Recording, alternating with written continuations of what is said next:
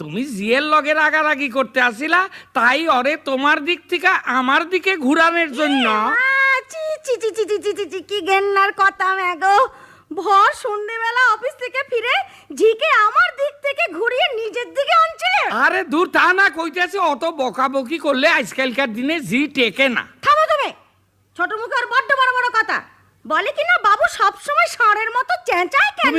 তুমি কইলে না কেন যে বাবু তো মাইয়া লোক না যে গরুর মতো চেঁচাইবো? পুরুষরা ষাঁড়ের মতোই চেঁচায়। তার মানে আমি গরু? আরে তুই তাইবো কেন? আমার তুমি গরু বললে? আরে তোর গুতাইও না, মাইনে কই নাই।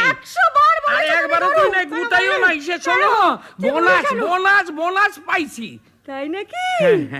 এতক্ষণ বলবে তো।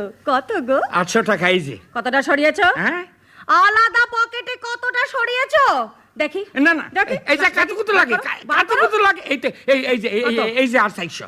তাহলে হলো 1200।